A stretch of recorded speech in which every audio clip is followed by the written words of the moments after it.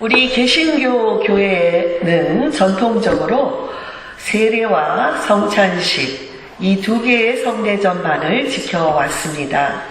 오늘은 우리 성찬 치유 예배를 드리고 있는데요.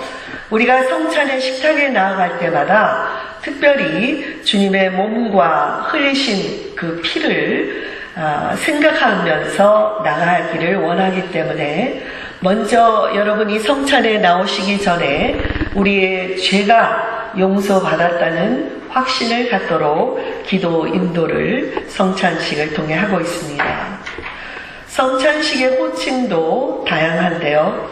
유카리스트라고 부를 때에는 하나님께 드리는 감사의 예식을 강조하는 것입니다. 홀리 커뮤니언이라고 부를 때에는 같은 빵과 잔을 나누는 성도의 유대관계와 교제를 강조하는 것입니다. 또 흔히 Lord's Supper, 주의 만찬이라고 부를 때에는 식탁의 주인 되신 예수님께서 친히 우리를 이 성찬으로 초대하신다는 것을 기억하려는 것입니다. 이처럼 성만찬 예식을 통해 우리는 지속적으로 하나님의 은혜를 힘입을 수 있고 조금씩 그리스도의 형상을 닮으며 성장할 수가 있습니다. 특별히 우리 신앙의 선배들은 성찬을 통해서 하나님의 치유를 경험하며 또 우리도 다른 사람들을 위한 치유자로 능력을 받는다고 믿었습니다. 대부분의 경우는 영적인 치유를 의미하지만 생각과 감정 그리고 우리의 정신과 육체까지도 치유해 주실 수 있다는 것을 믿고 성찬을 받았습니다. 성찬의 식탁에서 받는 용서와 치유의 은혜는 우리를 온전하게 만들고 구원받은 사람들로서 상처받고 있는 이 세상을 향해 치유자로 나가라 하는 사명을 받습니다. 그러므로 우리가 이 성찬을 먹고 마실 때마다 이런 의미들을 생각하며 먼저 우리 자신이 주님으로부터 깊은 치유를 경험할 수 있게 되길 바랍니다. 예수님은 자신을 생명의 빵이라고 부르셨습니다. 요한복음 6장 54절에 보면 내 살을 먹고 내 피를 마시는 사람은 영원한 생명을 가지고 있고 마지막 날에 내가 그를 다시 살릴 것이다 이렇게 말씀하셨습니다. 성찬을 통해 그리스도와 하나가 되는 삶은 단지 우리가 죽은 이후의 약속만을 의미하는 것이 아닙니다. 우리가 살아가고 있는 이 삶의 현장 장로님도 얘기하셨지만 지금 여기 이 시간 이 삶의 현장에서도 주님의 이 역동적인 사랑을 경험하고 신비로운 삶을 살아간다는 의미가 이 성찬에 있는 것입니다. 이렇게 성찬식을 통해서 우리는 죄를 용서받고 그리고 치유를 경험하고 영원한 삶을 누리는 영생의 선물을 받는다는 것을 깨닫는 것입니다. 오늘 본문에는 예수님께서 안식일에 회당에서 만난 여인을 치유해 주시는 이야기가 나오고 있습니다. 우리 교회력에 따라서 이 말씀을 선택했는데요. 예수님은 종종 안식일마다 회당에서 말씀을 가르쳐 오셨습니다. 그런데 이날 예수님은 한 특별한 여인을 회당에서 만나게 되었습니다. 이 여인은 18해 동안이나 귀신이 들려서 앓고 있었고 꼬부라져서 조금도 펴지 못하는 여인이었습니다. 여러분, 예수님께서 많은 질병을 고쳐주셨지만 모든 질병이 귀신에 의해서 유발되는 것은 아닙니다. 그러나 이 여인은 특별히 11절에서 귀신으로 인해서 평생 곱추로 살아왔다고 이야기를 하고 있습니다. 처음에는 이 여인을 도우려는 손길이 많았겠지만 세월이 흐르며 이 여인의 고통은 많은 사람들에 의해서 잊혀져 갔습니다. 할 수 있는 모든 방법을 다 동원해도 가망이 없자 이제는 소망도 사라지고 주변에 동정하는 사람들도 사라진 채 몸도 마음도 이 질병에 갇혀서 살아가고 있는 이 여인이야말로 누구보다도 치유와 회복이 필요한 여인이었습니다. 이제 본문의 말씀을 통해서 주님의 치유에 대한 몇 가지 교훈을 나누려고 합니다. 첫 번째로 고통스러운 질병이나 혹은 문제가 있다면 그것들을 피하지 말고 하나님 앞으로 가져 나오는 것이 중요합니다.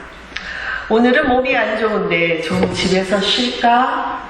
이런 생각이 들기도 하지만 그래도 예배의 자리로 나아가서 하나님께 예배를 드려야지 하는 그 마음을 주님께서 보신다는 것을 기억해야 합니다.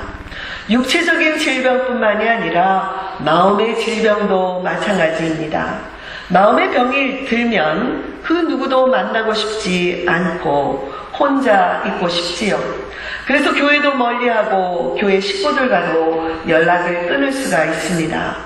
그러나 여러분, 아무리 그런 유혹이 들더라도 심각하게 거동이 불편하지 않는 한은 하나님께 예배드리는 자리로 나가야 합니다. 이 여인이 18해 동안이나 불편한 몸으로 안식일을 지킨 것처럼 주님께 나와 예배를 드리면 어느 시각에 주님의 은혜가 임하여 우리의 마음을 만져주시고 고쳐주실지 아무도 모르는 것입니다. 하나님은 은밀한 곳에서 우리의 마음의 탄식을 들으시고 보고 계시기 때문입니다. 두 번째로는 내 문제를 하나님께만 맡길 뿐 다른 사람들의 눈치를 보지 말아야 합니다. 사람들은 어느 날부터인가 이 여인이 곡주로 살아가는 것을 당연하게 여기게 되었습니다. 이 여인이 하루하루 얼마나 많은 씨름을 하면서 고통 가운데 살고 있는지에 대해서 안타까운 마음을 가지고 살피는 자가 주변에 없었습니다. 이 여인을 불쌍히 여기는 사람들이 있었다면 예수님이 회당에 오셨을 때에 이 여인을 고쳐달라고 먼저 주님 앞에 부탁을 했을 것이지만 아무도 회당장조차도 이 여인이 이 질병에서 고침을 받아야 한다라는 생각을 갖고 있지 못했습니다. 이날도 이 여인에게는 보통의 안식일과 다름없는 날이었을 것입니다. 이 여인은 항상 그랬듯이 내가 하나님 앞에 나가 하소연이라도 해야지 하고 회당에 나왔습니다. 습관적으로 나왔지만 바로 그날이 예수님을 만나는 날이 되었습니다.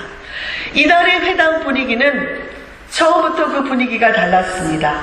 예수님께서 오신다는 그 소식을 듣고 많은 사람들이 말씀을 듣기 위해서 나왔기 때문에 회당 안은 온통 정신이 없었습니다.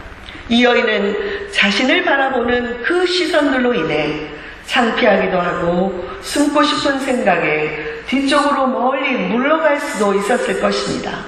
그러나 그날은 어디서부터 나온 용기인지 모르지만 예수님을 보는 순간 이제까지 한 번도 경험하지 못했던 어떤 강력한 힘을 느끼게 되었습니다.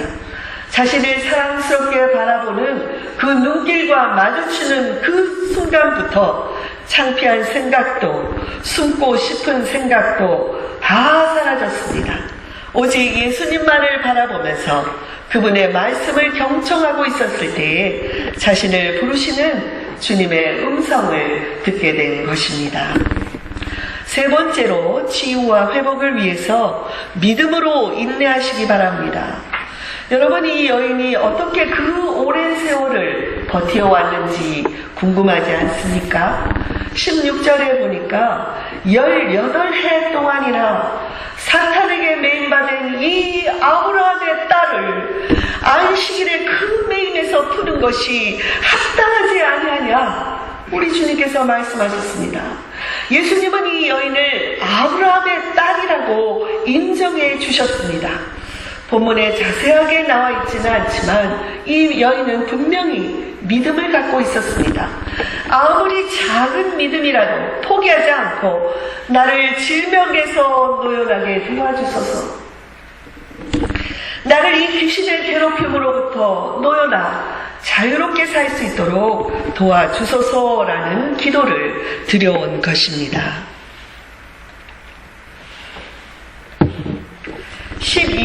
보면 예수님께서 먼저 이 여인의 믿음을 보셨다고 기록하고 있습니다. 죄송합니다. 질병에 매여 살아온 이 여인의 믿음을 모든 사람들이 하찮게 보았지만 주님은 그냥 지나치지 않으셨습니다. 결국 때가 이르자 질병에서 풀어주시기 위해서 찾아오셨고 고쳐주시는 것뿐만이 아니라 안식일의 진정한 의미를 많은 사람들에게 가르치는데 이 여인이 사용을 받았습니다. 이처럼 인내로 기다리는 자들은 반드시 주님의 응답을 받게 될 줄로 믿으시기 바랍니다. 여러분, 얼마나 많은 오랜 시간 동안 기도해온 어려운 일들이 있습니까? 문제가 해결되기를 바라는 것들이 있습니까? 질병이 회복되기를 원하는 것이 있습니까? 조금만 더 인내하시기 바랍니다. 주님이 아시고 보시고 계십니다. 넷째로는 아무리 작은 치유라도 경험한 후에는 즉각적으로 하나님께 영광을 돌리는 것입니다. 주님께서 여인을 부르셨습니다. 그리고 말씀하셨습니다. 여자여, 내가 네 병에서 놓였다. 이렇게 선포하신 후에 안수하셨습니다. 그러자 이 여인이 곧 고침을 받아 허리를 펴고 하나님께 영광을 돌렸습니다. 하나님 감사합니다. 여기서 허리를 펴다라는 헬라어 아노르도우라는 이 단어는 회복하다, 재건하다, 다시 세워주다라는 뜻을 갖고 있습니다. 허리가 굽은 여인이, 꽁추로 18년을 살아온 여인이 똑바로 자세가 회복된 것입니다. 하나님을 찬양해야 되지 않겠습니까? 그래서 이 여인은 나음을 얻은 후 곧바로 하나님을 찬양했습니다. 이처럼 믿음의 사람들은 모든 영광을 하나님께만 돌릴 줄 아는 자들입니다. 여러분, 성찬 치유 예배를 통해서 아니면 어떤 경로를 통해서든지 아무리 작은 치유를 받았다 하더라도 하나님께 영광을 돌리시기 바랍니다. 그러나 이 여인과 대조적으로 회당장은 하나님께 영광을 돌릴 줄도 몰랐고 오히려 안식일에 병을 고친 것으로 인해 화를 냈습니다. 14절에 회당장이 예수께서 안식일에 병 고치는 것을 분내어 무리에게 이르되 일할 날이 엿새가 있으니 엿새 동안에 와서 병 고침을 받고 안식일 날은 안식만 하라, 이렇게 화를 냈습니다. 그러자 주님께서 15절에 말씀하셨습니다. 안식일에 소나 나귀를 외양간에서 풀어서 물을 먹이는 것처럼 안식일이라고 물을 먹이지 않고 먹이를 주지 않는 건 아닙니까? 그렇게 소나 나귀들처럼 이 여인도 사탄에게 매여 있었기 때문에 그날이 안식일이던 그날이 어느 날이던 주님을 만나는 그 순간 이 여인은 그 매임으로부터 풀어져야 한다, 이렇게 말씀하셨습니다. 회당장이 분노한 이유는 주님께서 안식일에 병을 고치는 일을 했기 때문에 그렇습니다. 유대인들은 하나님께서 주신 모세의 율법대로 안식일을 열심히 지켰습니다. 너무나 열심히 지켜서 안식일을 범하는지 두려워했기 때문에 안식일에는 아무 일도 하지 않았습니다. 진흙을 이기는 일도 하지 않았습니다. 예수님께서 다른 부분에서는 진흙을 이겨서 장님의 눈에 발라주고 실로한 물에 가서 씻으라 했는데 진흙을 이긴 것도 일이기 때문에 예수님은 안식일을 범한 자로 체포령이 내려지지 않았습니까? 그러나 안식일을 두려워해서 안식일에 아무것도 하지 않았지만 이들은 왜 하나님께서 안식일을 주시고자 했는지를 알려고 하지 않았습니다. 하나님은 우리의 마음과 몸과 영혼이 안식하는 삶을 원하십니다. 그래서 이 안식일을 주신 것입니다. 그러나 안식이라는 것은 일을 하지 않아서 안식하는 것이 아닙니다. 우리의 몸과 마음과 영혼이 평화로울 때 안식할 수 있는 것입니다. 첫 번째는 하나님과의 관계가 평화로워야 하고 두 번째는 이웃과의 관계가 평화로워야 안식할 수가 있습니다. 안식이라는 단어는 샬롬, 평화와 직결이 되어 있는데 율법 중에 가장 큰 율법은 마음을 다하고 힘을 다하고 뜻을 다하여 하나님을 사랑하라는 것입니다. 그리고 두 번째 율법은 이웃을 내 몸처럼 사랑하는 것입니다. 이 두 가지가 온 율법을 이루는 것이라고 주님께서도 말씀하셨습니다. 그러나 유대인들은 이런 안식의 율법을 주신 하나님의 그 마음을 헤아리기보다는 율법 그 자체만 지키는데 급급했던 것이 큰 잘못이었던 것입니다. 회당장은 18년 동안 모진 인생을 살아온 이 여인에게 따뜻한 말 한마디, 사랑의 마음, 긍휼의 마음을 갖지 못했던 것 같습니다. 오히려 정죄하고 멀리했던 것이 아닌가 싶습니다. 그러면서도 다른 한편으로는 남의 눈을 피해서 자기보다 의로운 사람들을 비판하고 하나님보다 물질을 더 사랑한 사람입니다. 그래서 주님께서는 회당장을 향해서 외식하는 자들이라고 비판을 하셨습니다. 외식은 겉과 속이 다른 이중성의 삶을 사는 자들을 가리키는 말씀입니다.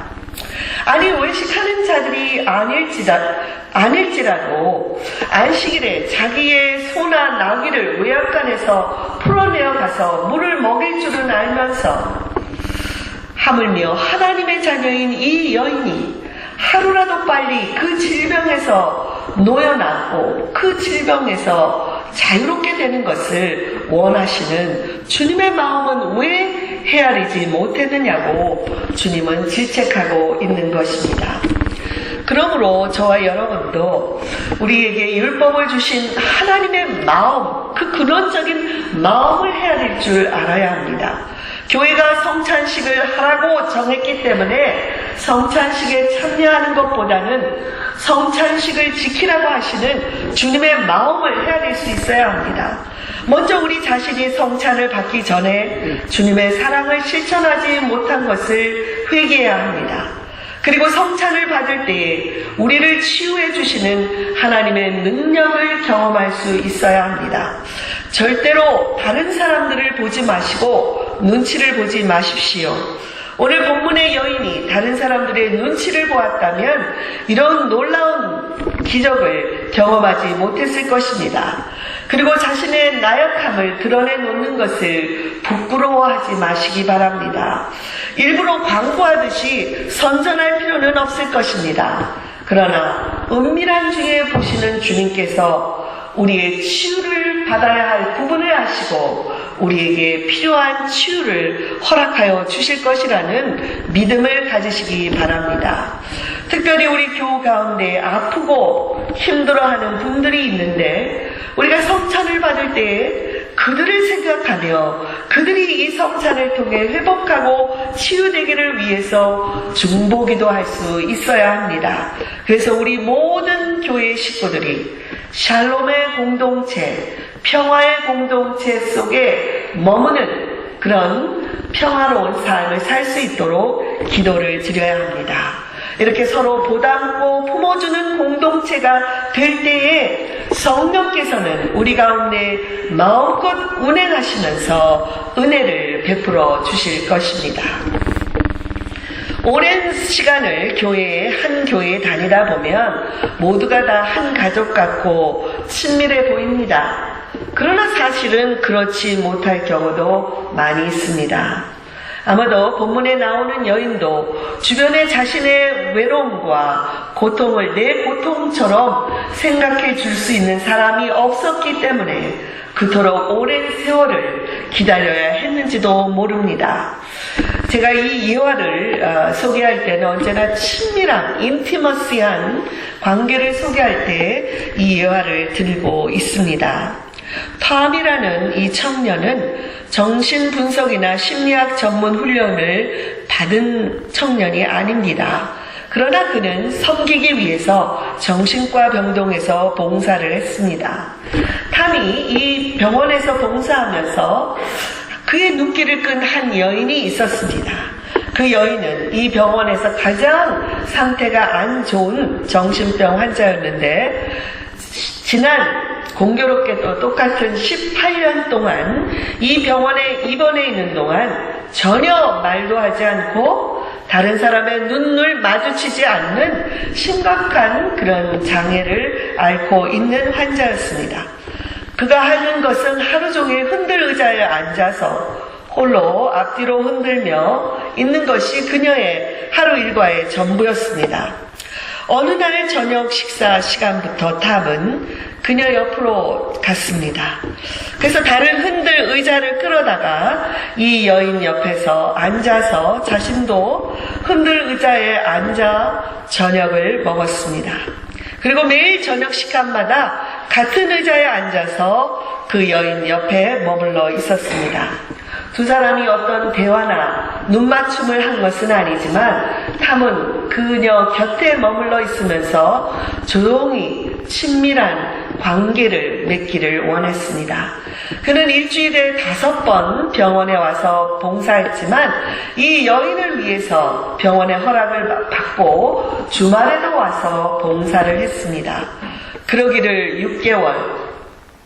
어느 날 저녁 탐이 저녁을 먹고 일어서는데 예기치 않게 이 여인이 입을 열었습니다. Good night. 이 말은 이 여인이 18년 만에 처음으로 입을 벌려 한 말이었습니다. 그날 이후로 이 여인은 점점 나아지기 시작했고 탐 역시 예전대로 그대로 흔들 의자에 앉아 이 여인 곁에서 식사를 했습니다. 그러던 어느 날 이 여인은 정신병원에서 완전히 회복되고 태어나게 되었습니다. 여러분, 우리가 하나님과 나누는 친밀한 관계는 탐과 이 여인처럼 많은 말이 필요가 없습니다. 단지 탐이 이 여인에게 관심을 갖고 이 여인의 삶으로 들어가기를 작정했을 때 두 사람 사이에는 친밀한 인티머시한 스페이스가 형성됐습니다. 이 공간 안에서 말없이 나누게 된 그 사랑은 이 여인을 묶고 있던 마음의 질병으로부터 노임을 받게 해주었던 것입니다. 다른 사람들의 아픔을 함께 느끼고 함께 울어줄 수 있는 이런 공감하는 마음은 수백 마디의 위로의 말보다 훨씬 더 치유의 능력이 강한 것입니다. 어느 할아버지 한 분이 암 진단을 받았습니다. 암 진단을 받고 할아버지는 매우 난폭해졌습니다. 식구들을 향해서 욕을 하기도 하고 주변 사람들에게까지 욕을 퍼붓곤 했습니다. 아무도 만나지 않으려 하고 병원에 입원해서도 아무도 그 병실에 들어오지 못하게 했습니다. 간호사와 의사들에게까지도 포악해진 이 할아버지를 돕기 위해서 가족들이 옛 친구들을 병원으로 들여보냈습니다. 병실로. 친구들은 호되게 욕을 얻어먹고 쫓겨났습니다. 이번에는 목사님을 들여보냈습니다. 그러나 역시 목사님도 파워가 없었습니다. 할아버지에게 욕만 먹고 쫓겨났습니다. 카운슬러도 마찬가지였습니다. 그러던 어느 날 할아버지 동네에 살고 있었던 한 꼬마가 할아버지를 만나러 왔습니다. 가족들은 걱정이 됐지만 반은 호기심으로 네가 할아버지 병실에 들어가 봐라. 그랬는데 어찌된 일입니까? 20-30분 동안 병실이 조용합니다. 그리고 이 소년이 병실 밖으로 나왔습니다. 그 이후로 할아버지의 태도가 변했습니다. 사람들에게 이야기도 하고, 그래서 가족들이 너무 놀라서 너 도대체 할아버지에게 무슨 얘기를 했니? 그러자 이 소년이 아무 얘기도 안 했어요. 아니 20-30분 동안 그럼 뭘 하고 있었니?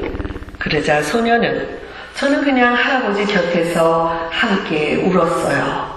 그렇게 대답했다는 것입니다. 소년은 할아버지의 아픔을 내 아픔처럼 느끼며 함께 울었고 할아버지의 마음에 이 소년의 마음이 전달되니까 굳게 닫혔던 문이 열리고 상처가 치유되었던 것입니다. 로마서 12장 15절에서 바울 사도는 즐거워하는 자들과 함께 즐거워하고 우는 자들과 함께 울라고 말씀하셨습니다.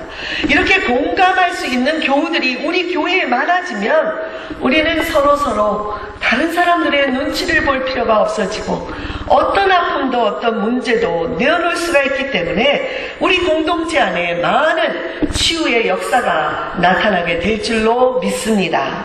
저는 주님으로부터 우리 성마가 교회의 담임 목사로 부르심을 받아 여러분의 삶의 여정에 동반자로서 함께하고 있습니다. 저는 여러분의 삶의 아픔도 즐거움도 함께 공감하는 자가 되기를 원합니다. 저 자신도 다음처럼 이 소년처럼 이런 마음을 갖도록 노력할 것입니다. 그런데 여러분들도 저에 대해서 진실하게 마음을 열게 되기를 바랍니다. 그래서 때로는 목사님 제가 아파요. 목사님 제가 힘들어요. 억울해요. 지쳤어요. 만나고 싶지 않아요. 속상해요. 이런 이야기들을 있는 모습 그대로 내놓을 수 있게 되기를 바랍니다. 또한 교우들끼리도 서로 마음을 열고 서로의 아픔을 느끼며 공감할 때에 우리 교회를 통해서 하나님은 놀라운 역사를 행하실 것입니다. 이런 은혜가 오늘 저와 여러분에게 함께하기를 바랍니다. 제가 첫날 마태복음 16장에서 베드로라는 신앙 고백 위에 내 교회를 세우겠다 하신 말씀을 기억하십니까? 그때 천국 열쇠를 하나님께서 교회에 주셨습니다. 너희가 땅에서 매면 하늘에서 매일 것이요 땅에서 풀면 하늘에서도 풀리리라. 그런데 이 천국 열쇠는 성령을 통해 하나님께서 우리 교회에 주신 것입니다. 여러분, 이 질병의 여인을 하나님께서, 우리 주님께서 오셔서 그 메인에서 놓아주신 것처럼 우리 교회에 주신 이 성령의 열쇠로 많은 사람들이 메인에서 노연하고 자유롭게 되기를 원합니다. 이 시간에 함께 하시는 성령님, 지금 우리 예배 가운데 임하고 계시는 성령님을 의지하여 성찬식을 거행하겠습니다. 특별히 치유와 회복을 위해서 간절히 기도하는 마음으로 참여해 주시기를 바랍니다. 오늘 이 성찬식을 통해 그 누군가가 메인에서 풀어나고 질병에서 고침을 받고 마음의 상처에서 회복되기를 바랍니다. 우리 모두가 정도는 달라도 아무리 작은 치유라도 하나님께 영광을 돌리는 그런 은혜의 시간이 되기를 바랍니다.